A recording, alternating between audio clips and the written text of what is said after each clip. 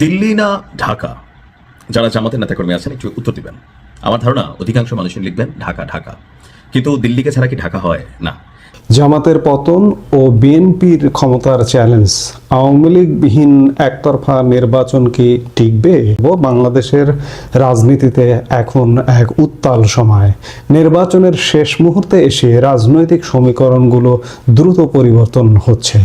একদিকে জামাতে ইসলামী যে ক্ষমতার হাইপ তুলেছিল তা যেন হঠাৎ করে মুক্তব্যে পড়েছে, অন্যদিকে প্রধান প্রতিদ্বন্দ্বী বা বাংলাদেশের প্রধান রাজনৈতিক দল আওয়ামী লীগকে মাঠের বাইরে রেখে একতরফা নির্বাচনে বিএনপির ক্ষমতায় যাওয়ার পথ অনেকটা পরিষ্কার হলেও সামনে অপেক্ষা করছে এক ভয়াবহ রাজনৈতিক অগ্নিকুণ্ড। জামাতে ইসলামী বলা যায় যে আওয়ামী লীগ সরকার পতনের পর থেকে যে ধরনের সাংগঠনিক শক্তি ও জনসমর্থনের দাবি তুলেছিল, নির্বাচনের দোরগোড়ায় এসে তা যেন সম্পূর্ণ মাঠে মারা যাবার উপক্রম হয়েছে। কেন এমনটা হলো? এর পেছনে রয়েছে সাম্প্রতিক সময়ের কিছু বিতর্কিত ঘটনা। সম্প্রতি আল জাজিরায় দেওয়া এক সাক্ষাৎকারে আমিরে জামাতের নারী নেতৃত্ব নিয়ে মন্তব্য নারী সমাজের মধ্যে নতুন করে বিতর্কের সৃষ্টি করেছে।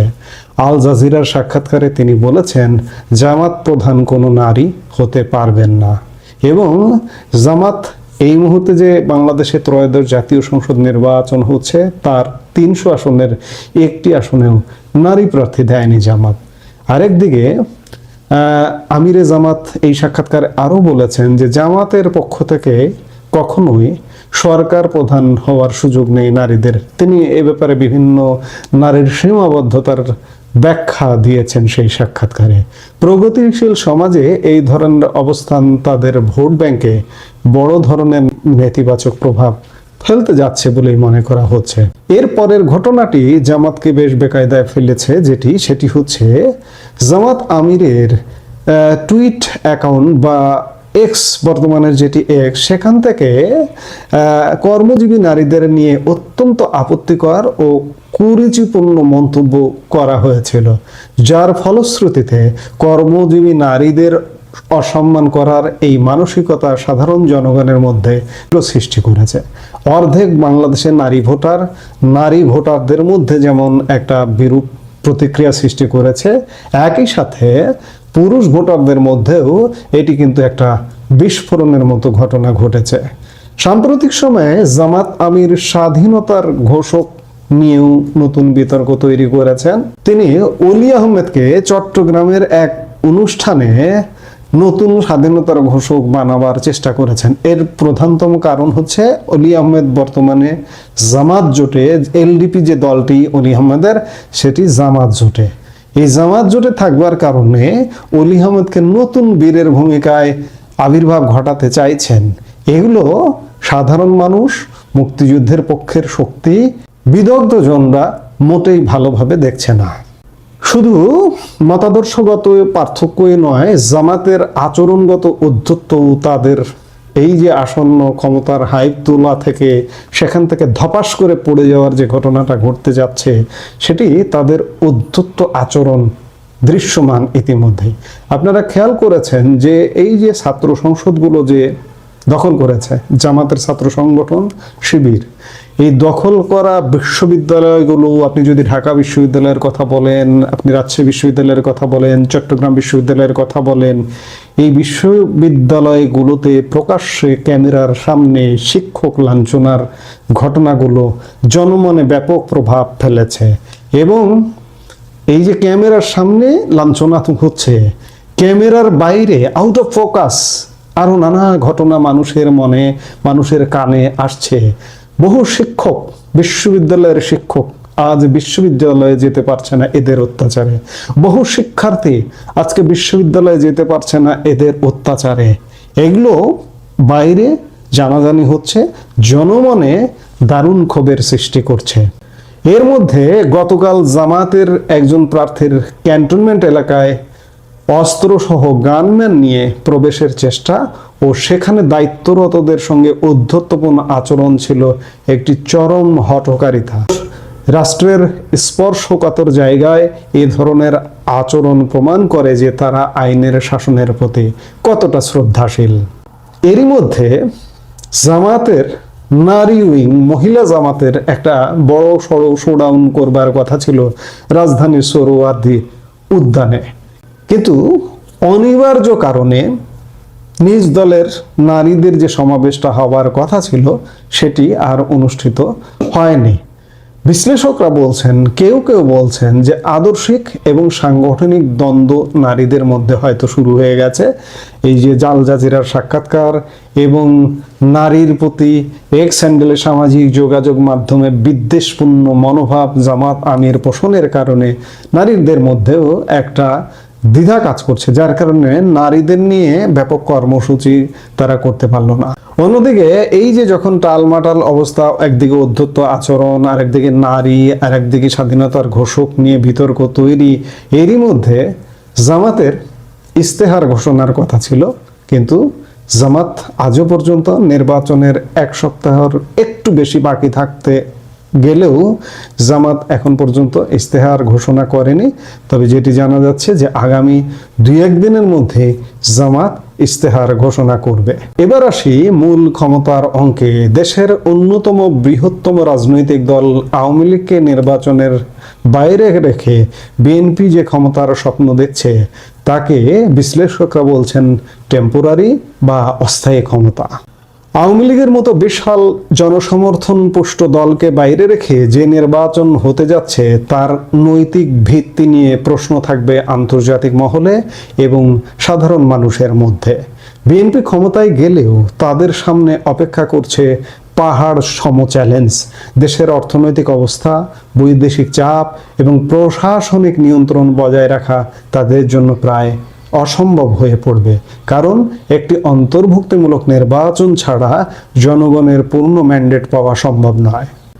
বর্তমান প্রেক্ষাপট বিশ্লেষণ করলে দেখা যায় এই একতরফা নির্বাচনের মাধ্যমে আসা সরকারের আয়ু হবে খুবই সংক্ষিপ্ত। কয়েক মাসের মধ্যে দেশব্যাপী তীব্র আন্দোলন এবং অস্থিরতার মুখে সরকার পতন হতে পারে। রাজনৈতিক স্থিতিশীলতা ফিরিয়ে আনতে আওয়ামী লীগ সহ সব দলের অংশগ্রহণে একটি অবাধ ও সুষ্ঠু নির্বাচনের বিকল্প নেই। যতক্ষণ না পর্যন্ত সব পক্ষকে নিয়ে একটি গ্রহণযোগ্য নির্বাচন হচ্ছে ততক্ষণ পর্যন্ত রাজপথ উত্তপ্তই থাকবে। একমাত্র অংশগ্রহণমূলক নির্বাচনের মাধ্যমেই দেশ শান্ত হতে পারে। এর আগ পর্যন্ত ক্ষমতার লড়াই এবং সংঘাত চলতেই থাকবে। আমরা মোটামুটি বুঝবার চেষ্টা করলাম যে জামাত সাম্প্রতিক কয়েকদিনের ঘটনায় বেকায়দায় পড়ে গেছে, বিএনপি ক্ষমতায় যাচ্ছে, বিভিন্ন জরিপ টরিপেও এমনটা আসছে। আজকেও একটি জরিপ বেরিয়েছে যে আওয়ামী লীগ পক্ষের যারা তারা নাকি বিএনপিকে ভোট দেবে। এসব জরিপ কারা কোথা থেকে করেন তারাই জানেন, কারণ দলগতভাবে আওয়ামী লীগের ইতিমধ্যে ভোট বর্জন করবার কথা বিভিন্ন নেতারা বলছেন। আওয়ামী লীগ প্রধান শেখ হাসিনা পুত্র সজীব ওয়াজেদ জয় বলেছেন। তো কাজেই আওয়ামী লীগ স্বাভাবিকভাবে এই ভোটে যাবে না বা ভোট দিতে যাবে না।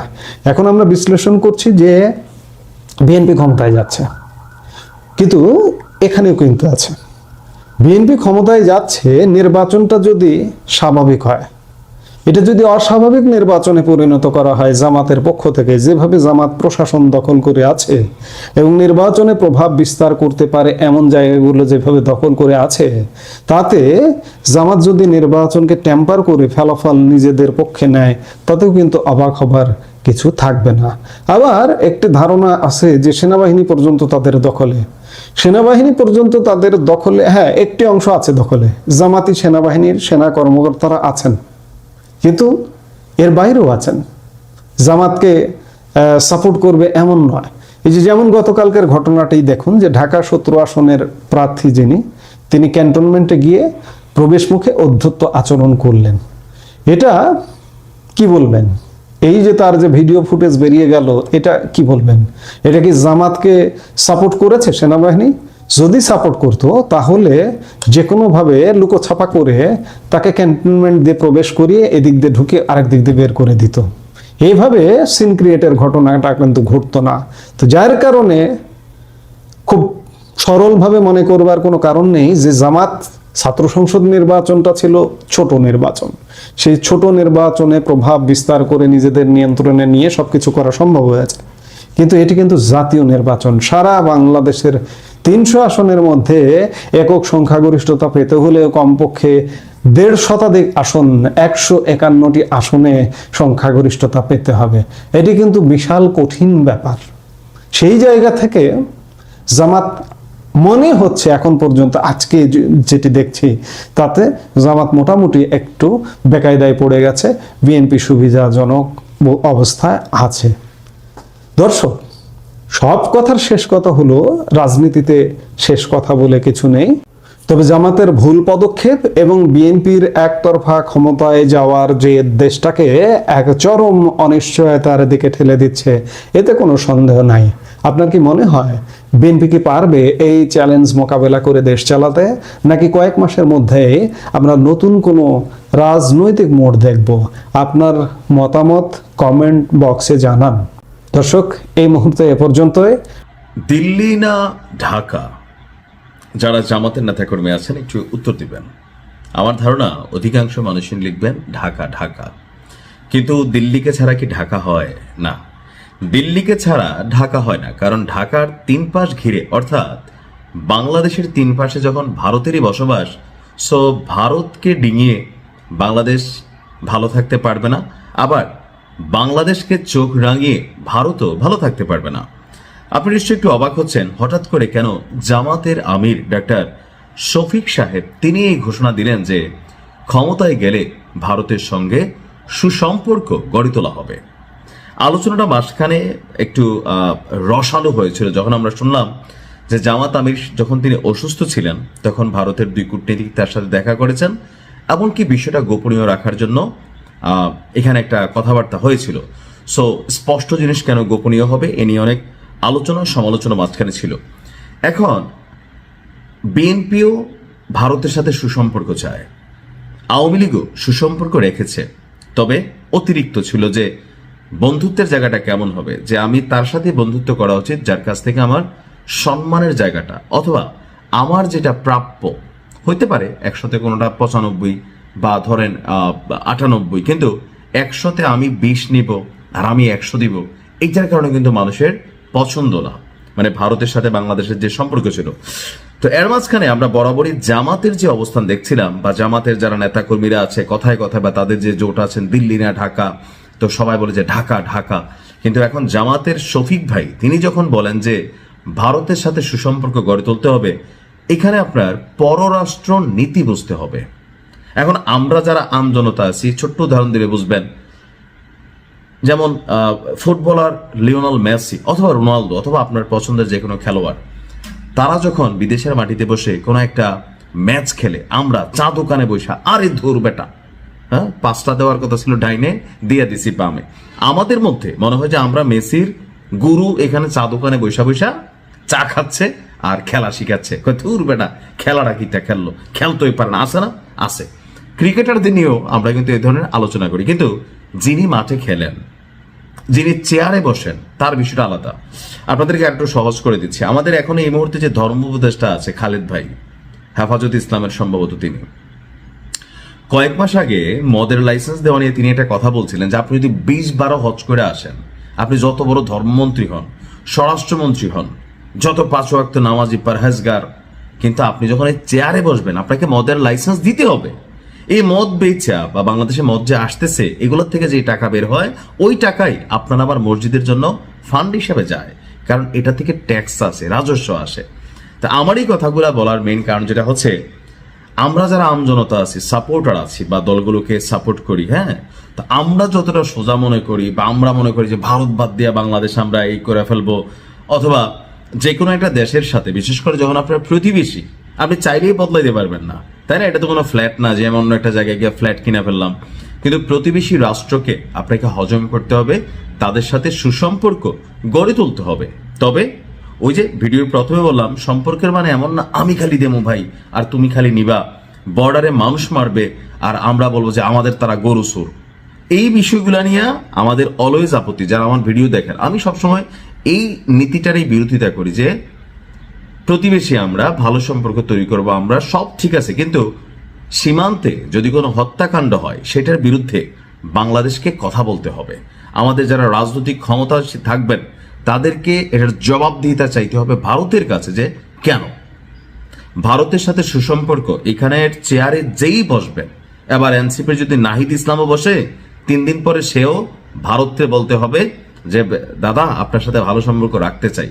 কারণ আমরা বুঝতে হবে যে সবকিছু মিলেয়া ভারত বাংলাদেশ একটা রেজিমের মধ্যে এমন সিস্টেমে কানেক্টেড যে ভারত যদি বাংলাদেশকে গণার বাহিরে নেয় তাহলে ভারত অশান্ত হবে, আবার বাংলাদেশ যদি ভারতকে গণার বাহিরে নেয় তাহলে বাংলাদেশ টিকবে না।